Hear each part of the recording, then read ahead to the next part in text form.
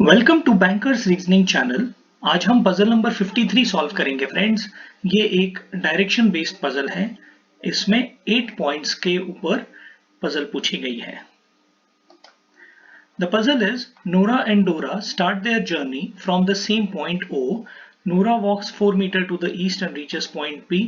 तो यहाँ पे आपको क्या दिख रहा है कि दो लोग एक ही पॉइंट से स्टार्ट कर रहे हैं जर्नी और उनके ऊपर बेस्ड उन्होंने पजल हमें दी हुई है। तो क्लूज हमें दिए हुए हैं।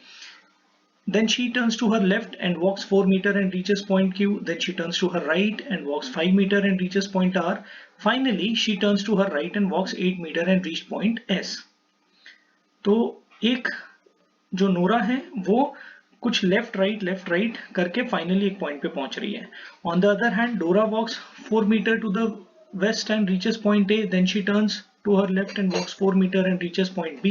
Finally, she turns to her left and walks 8 meter and reaches point C. So यहाँ पर आप देख रहे हैं कि दो लोग एक ही पॉइंट से स्टार्ट कर रहे हैं। तो इंटरेस्टिंग पजल है। जनरली हम जो देखते हैं वो कि एक ही व्यक्ति एक ही पॉइंट से स्टार्ट करता है।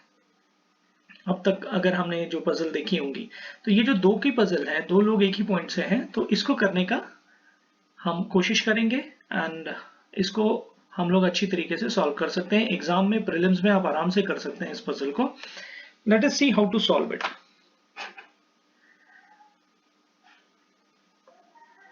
यहाँ पर जो सबसे इंपॉर्टेंट है वो ये क्या है कि देखिए, यहाँ पर सबसे इंपॉर्टेंट ये है कि आपने जब भी आप डायरेक्शन बेस्ड पजल कर रहे हैं तो ऐसा एक एरो ग्रिड जरूर तैयार करिए। आप एक एरो ग्रिड को तैयार करिए फ्रेंड, एरो ग्रिड बनाइए उसमें, ताकि आपको बहुत आसानी होगी। मैं आपको बता रहा हूँ। और दूसरा, जो पॉइंट दिए हुए हैं उनको आपने एक ग्रिड के अनुसार ही लिखना है। तो उसमें सबसे पहले आपको ये प्रैक्टिस हो जानी चाहिए कि this is our east, west, north and this is our south. अब आप देखिए पजल कितनी इजी होगी। कैसी भी पजल आने दीजिए आपको डायरेक्शन बेस्ड, आप इसी मेथड से करिए। आपको मैंने फर्स्ट पजल में बताया हुआ है कि किस तरीके से हमारा अप्रोच होना चाहिए, क्या अटेम्प्ट होना चाहिए। तो एरो ग्रिड करने के बाद हम इसके पॉइंट्स को पढ़ना शुरू करते हैं। Nora and Dora start their journey from the same point O. तो किस पॉइंट से शुरू कर रहे हैं? हम मान लेते हैं ये पॉइंट जो है that is our O point. Okay.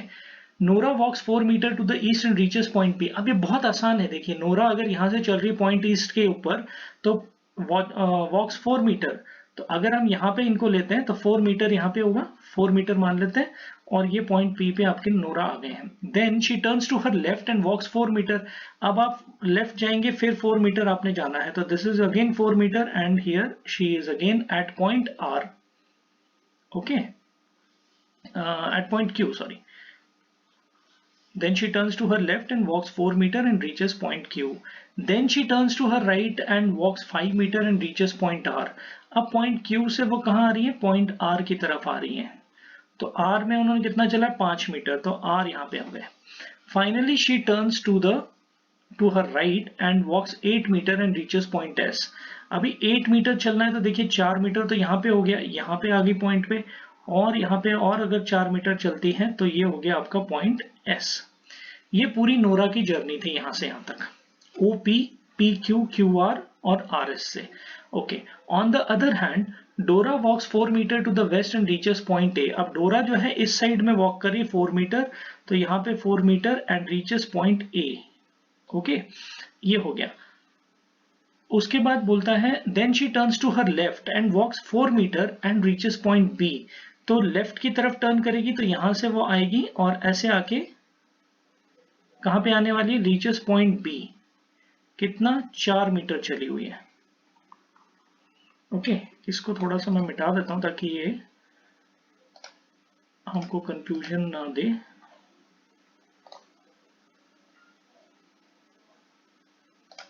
Okay, so this is your point A, और यहां से जब वो डोरा चली है तो बी पे पहुंच गई।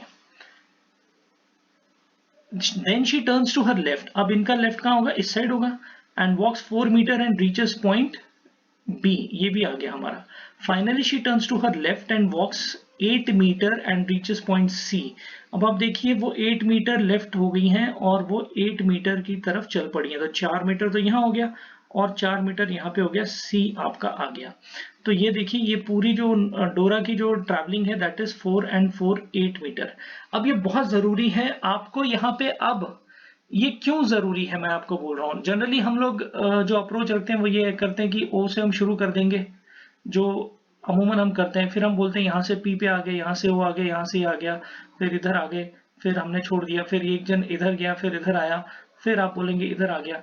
अब अगर आपकी डंडी थोड़ी भी अप डाउन हो गई ना तो फिर यहाँ पे एग्जाम में थोड़ा कठिन प्रश्न भी आ सकता है। तो आपका ये जो है डिस्टेंस, अगर ये गैप आपका पता नहीं चलेगा आपको, आप ये 4 लिखोगे जरूर, यहाँ पे भी 4 होगा बट अप डाउन होगा, तो आपका टाइम कंज्यूम होगा और गलत होने का चांस भी हो जाता है। तो इसीलिए मैं आपको बोल रहा हूँ कि पहले आपने जल्दी से बड़ी वाली ग्रिड बनानी और उसी ग्रिड में इनको ट्रैवल कराना है, ताकि आपको ईस्ट वेस्ट का भी प्रॉब्लम नहीं होगा और वो पॉइंट्स का जो डिस्टेंस है वो भी एक्यूरेट रहेगा। अब आप देखिए यहाँ पे ये 4 का डिस्टेंस है, ये 4 का डिस्टेंस है, ये भी आपका 4 का डिस्टेंस है, तो आपको पता चलता है सी और एस एक ही लाइन में है। ये आपको पता चलता था, एग्जाम में पूछ सकता है आपसे। तो एरो ग्रिड एक बनानी है और जो है ताकि हमको डिस्टेंस का जो है पता चल सके। ठीक है ना फ्रेंड्स। तो आज की हमारी लर्निंग क्या है, यहाँ पे लर्निंग ये है कि जब भी हमको ऐसा कुछ डायरेक्शन बेस्ड आता है तो डायरेक्शन बेस्ड में हमेशा हमने पेपर में जहां जगह मिलती है वहां पे फटाफट हमने ये एरो ग्रिड बनानी है, ईस्ट वेस्ट नॉर्थ साउथ करना है और शुरू करना है अपना पजल को सॉल्व करना इमीडिएटली। तो आपकी पजल में कोई भी प्रॉब्लम आपको नहीं आएगी। ठीक है friends, this was the correct approach. Okay, now let us go to the question and answers. First question is, what is the minimum distance between point C and point S? So what is the minimum distance between point C and point S? आप देख रहे हैं point C कहाँ है, point C जो है आपका इधर है और point S किधर है, आपका इधर है। अब मिनिमम डिस्टेंस आपको यहाँ 5 मीटर दिख रहा है।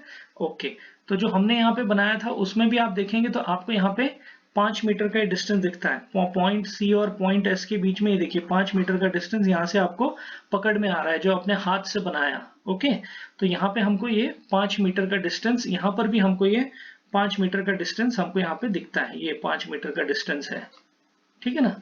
तो this is your 5 metre distance is the correct answer. ठीक, ओके।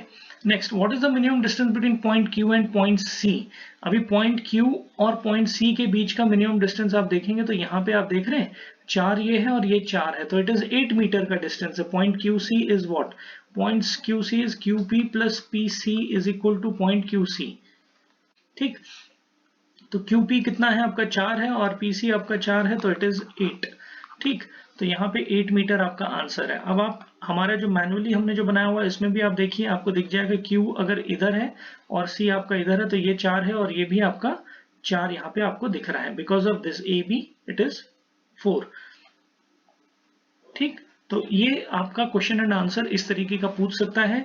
बहुत जरूरी है जो कि आपको पहले ग्रिड बना लीजिए उसकी, नॉर्थ साउथ ईस्ट वेस्ट की बड़ी वाली, और बड़ा ग्रिड बना के उसी में आप अपने पॉइंट्स को अरेंज करिए। आपके 3 में से 3 मार्क या 4 में से 4 मार्क 100% आएंगे friends. This is a very tested method of getting 100% accuracy in direction based puzzles. So please adopt it, please practice it. It was an interesting puzzle friends, it was a conceptual puzzle. Please practice more puzzle based on direction, because direction puzzles are very common in all banking exams. Our motto is to win and clear the exam through hard work and practice, practice and practice. Thank you.